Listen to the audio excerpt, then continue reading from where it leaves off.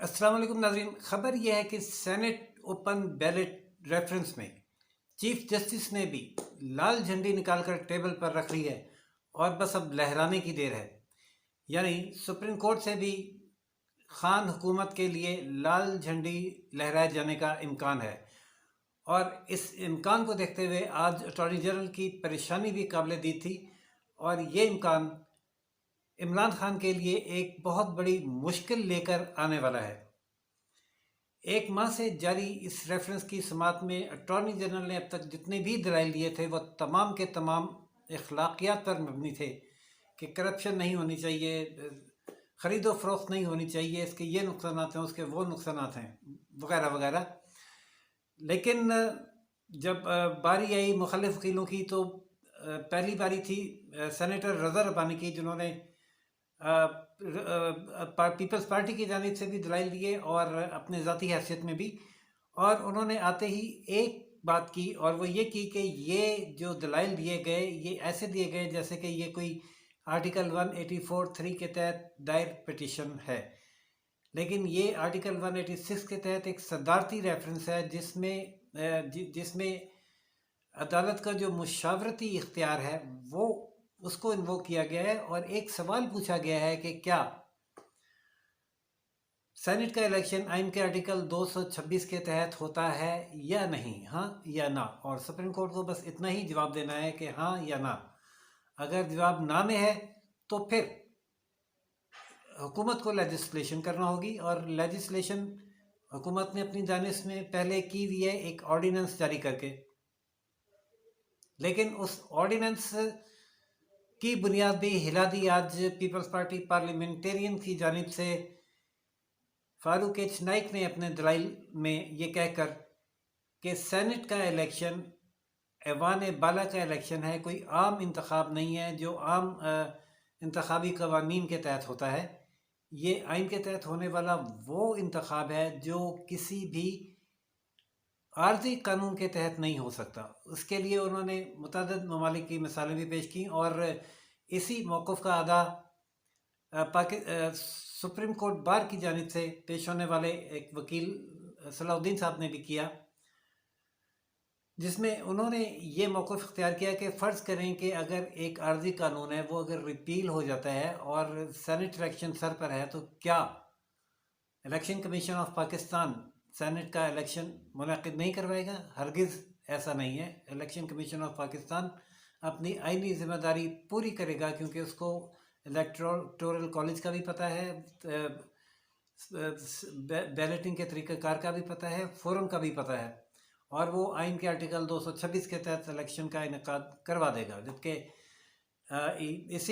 اسی بات کو مضبوطی کے ساتھ پیش کرتے ہوئے فاروق ایچ نائی کا یہ کہنا تھا کہ جو آرڈیننس جاری کیا گیا ہے اس کی مدت ہے صرف 120 دن، اور اس کی ویلیڈیٹی کا انحصار ہے اس کی ایکسٹینشن کا پارلیمنٹ کی منظوری سے، اور اس بات سے کہ کسی پارلیمنٹ نے اس آرڈیننس کے خلاف کوئی قرارداد منظور نہ کی ہو۔ تو ایسا عارضی قانون جو صرف 120 دن کے لیے ہے، اور جو صرف ایک قرارداد کا مرہون منت ہے، اس آرڈیننس کی بنیاد پر سینٹ کے الیکشن کا انعقاد نہیں ہو سکتا، اور بالفرض محال اگر سپریم کورٹ اس نتیجے پر پہنچتی بھی ہے کہ یہ الیکشن آئین کے آرٹیکل 226 کے تحت نہیں ہے اور اس کے لیے لیجسلیشن ہو سکتی ہے، تو بھی حکومت کو لیجسلیشن کرنی ہوگی، پرماننٹ لیجسلیشن پارلیمنٹ کے اکثریت سے، آرڈیننس کے ذریعے اس کا انعقاد نہیں ہو سکتا۔ چیف جسٹس کا یہ کہنا تھا کہ جو پارلیمانی نظام ہے اس میں پارٹی میں جو پارلیمانی عمل ہے اس کا ریفلیکشن بھی آنا چاہیے، یعنی جو کینڈیڈیٹس ہیں ان کو جو نامینیٹ جو پارٹی کرتی ہے وہ ان کی پارٹی نامینیٹ کرے، انڈیویجول نامینیٹ نہ کرے۔ یہاں جب فاروق ایچ نائک نے یہ اصرار کیا کہ پارٹی ہی نامینیٹ کرتی ہے، تو چیف جسٹس نے کہا کہ نہیں، ہمارے ہاں ایسا ہے نہیں ہے، انڈیویجول نامینیٹ کرتا ہے اور پارٹی اس کو اون کر لیتی ہے، یہ سلیکشن کی طرح کا عمل ہے۔ جس پر جب فاروق ایچ نائک نے جوابی دلیل دینے کے لیے یہ صرف ایک لفظ بولا کہ ہمارے ملک میں جو ہوتا آیا ہے، اس پر چیف جسٹس نے کہا یہ چھوڑ دیں کہ ہمارے ملک میں کیا ہوتا آیا ہے، یہ بات کریں کہ قانون کیا کہتا ہے، جس پر فاروق نائک نے فوراً کہا جی ہاں بالکل چھوڑ دیں ساری اخلاقیات کو اور اس بات کو کہ ملک میں اب تک کیا ہوتا آیا ہے اور کیا ہونے کا امکان ہے، قانون کیا کہتا ہے اس کی بات کریں تو قانون یہ کہتا ہے کہ سینٹ کا الیکشن آئین کے آرٹیکل 226 کے تحت ہوتا ہے اور یہ کسی عارضی قانون کے تحت نہیں ہو سکتا۔ اس کے اپنی دلیل کے جواب میں انہوں نے مختلف عدالتوں کے فیصلے بھی پڑھ کر سنائے، جبکہ جو پاکستان بار کے وکیل تھے انہوں نے وینا کنونشن کی بھی مثال دی کہ اس کا پاکستان سگنیٹری ہے اور اس کے تحت بھی جو اس کی ریکوائرمنٹ ہے وہ یہی ہے کہ جو بھی الیکشن ہے وہ سیکرٹ بیلٹ کے ذریعے ہو۔ حیرت انگیز طور پر ایک ماہ میں پہلی مرتبہ چیف جسٹس نے ایک دم اپنا اینگل چینج کیا اور یہ کہا کہ بالکل درست ہے، سپریم کورٹ پارلیمنٹ کا کردار ادا نہیں کر سکتی، وہ لیجسلیشن بھی نہیں کر سکتی، اس کا کام صرف یہ دیکھنا، یہ ریفرنس کا جواب دینا ہے ہاں یا نہ میں، اور وہ ہم جواب دیں گے۔ اس کے بعد پارلیمنٹ جانے اور اس کا کام جانے کہ وہ قانون سازی کرتی ہے یا نہیں کرتی۔ ناظرین، یہ وہ سرخ جھنڈی ہے جو آج چیف جسٹس نے دکھائی ہے۔ چیف جسٹس یعنی سپریم کورٹ آف پاکستان اس ریفرنس کا جواب دے گی صرف ہاں اور نہ میں کہ کیا یہ الیکشن آئین کے آرٹیکل 226 کے تحت آتا ہے یا نہیں آتا، اور جو دلائل ہوئے ہیں قانون کی بنیاد پر، جو اٹارنی جنرل نے اخلاقیات پر دلائل دیے ہیں ان کو ایک طرف رکھیں کیونکہ یہ اخلاقی معاملہ ہے ہی نہیں۔ ویسے تو خرید و فروخت اخلاقی معاملہ ہے اور کرپشن کا روکا جانا بھی اخلاقی معاملہ ہے، لیکن جو سوال سپریم کورٹ کے سامنے ہے وہ اخلاقیات کی بنیاد پر نہیں، قانون کی بنیاد پر ہے کہ قانون کیا کہتا ہے۔ اور بہت مشکل ہے سپریم کورٹ کے لیے یہ کہنا کہ سینٹ الیکشن آئینی الیکشن نہیں ہے، یہ ایک عام میونسپل کمیٹی کی طرح کا لوکل گورنمنٹ کے قانون کے تحت ہونے والا الیکشن ہے۔ ایسا ہرگز کہنا اتنا آسان سپریم کورٹ کے لیے نہیں ہوگا۔ البتہ سپریم کورٹ یہ کہے گی کہ کہہ سکتی ہے امکانی طور پر، جب کہے گی تو خیر یہ تو ججز کی ثوابدید ہے، لیکن جو دلائل کی روشنی میں اور ریمارکس کی روشنی میں امکانات نظر آ رہے ہیں کہ سپریم کورٹ یہ قرار دے سکتی ہے کہ سینٹ کا الیکشن آئین کے آرٹیکل 226 کے تحت ہی ہوتا ہے، لیکن اس میں سے کرپشن ختم کرنے کے لیے، اس کو فارمولیٹ کرنے کے لیے پروسیجر حکومت کوئی ضابطۂ اخلاق یا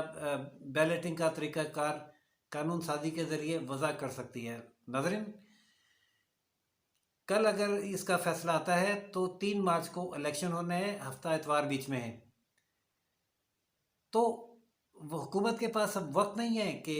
پارلیمنٹ کا اجلاس بلا کر اس کے لیے کوئی قانون سازی کرے۔ آئین کے تحت قانون سازی، آئین کے تحت یہ الیکشن ہو نہیں سکے گا، جو کہ دلیل دی ہے میاں رضا ربانی نے کی پارٹی نے اور فاروق نائک نے۔ اگر انہوں نے حکومت نے آرڈیننس کے تحت الیکشن کرانے کی کوشش کی تو اس کو مخالف جماعتیں جو اپوزیشن اتحاد ہے وہ قبول نہیں کرے گا، اور امکان یہی نظر آ رہا ہے کہ یہ الیکشن اب سیکرٹ بیلٹ کے ذریعے ہوگا۔ اگر سیکرٹ بیلٹ کے ذریعے یہ الیکشن ہوتا ہے تو پھر بہت بڑی مشکل ہے حکومت وقت کے لیے، کیونکہ بہت واضح امکانات ہیں، جو جیسا کہ ابھی ضمنی الیکشن میں ٹرینڈ سامنے آیا ہے کہ ایک سٹنگ گورنمنٹ چاروں صوبوں سے بائی الیکشن ہار گئی ہے، اور جو خیبر پختونخوا میں خاص طور پر اپنی جو وزیر دفاع ہیں، جو انتہائی دست راست تھے عمران خان صاحب کے، ان کے بھائی کے حلقے میں پاکستان تحریک انصاف نہ صرف ہاری ہے بلکہ انہوں نے ناراضی کا بھی اظہار کیا ہے واضح طور پر، اور جب عمران خان صاحب انہیں منانے کے لیے صوبے میں گئے اور پارٹی کا اجلاس بلایا تو 14 ایم این ایز اور ایم پی ایز اجلاس میں آئے ہی نہیں۔ ان کو منانا ایک بہت بڑا ٹاسک ہے، اور یہ ضروری نہیں ہے کہ اب لوگ پیسے لے کر اپوزیشن اتحاد کو ووٹ دیں گے، بلکہ وہ اس حد تک ناراض اور نالاں ہیں اپنی پارٹی سے اور اس کی غیر اغیار پر اور پیرا شوٹرز پر ہونے والی نوازشوں سے پارٹی ورکرز کو چھوڑ کر، کہ اب وہ کھلم کھلا اور اعلانیہ اپنی ہی حکومت کی مخالفت بھی کر رہے ہیں، اور وہ یقینی طور پر بلکہ جیسا کہ کہا جا رہا ہے ووٹ بھی اپوزیشن اتحاد کو دے سکتے ہیں سینٹ میں، جس کے نتیجے میں یوسف رضا گیلانی اسلام آباد سے منتخب ہو سکتے ہیں۔ اگر یوسف رضا گیلانی اسلام آباد سے منتخب ہو گئے تو یہ ایک بہت بڑی ڈیفیٹ ہوگی پاکستان تحریک انصاف کے لیے، جس کا اثر اس حکومت پر اس حد تک جائے گا کہ جو امکانی طور پر کہا جا رہا ہے کہ اس کے بعد پھر قومی اسمبلی میں وزیر اعظم کے خلاف تحریک عدم اعتماد بھی لائی جا سکتی ہے، اور اگر یہ تحریک عدم اعتماد آ گئی تو اس کو ناکام بنانا حکومت کے لیے ایک جوئے شیر لانے کے مترادف ہوگا۔ بہت خطرناک آگے حالات آ رہے ہیں۔ ڈپینڈ کرتا ہے کہ کل کے فیصلے پر کہ سپریم کورٹ کیا فیصلہ دیتی ہے، ہری جھنڈی لہراتی ہے یا سرخ جھنڈی۔ زیادہ امکان سرخ جھنڈی لہرائے جانے کا ہی ہے۔ جو بھی صورتحال ہوگی اس سے ناظرین کو ہم آگاہ کریں گے۔ تب تک کے لیے اجازت دیجیے۔ روشن پاکستان نیوز سے راشد حبیب کو لائک، سبسکرائب اور شیئر کرنا نہ بھولیے گا۔ اللہ حافظ۔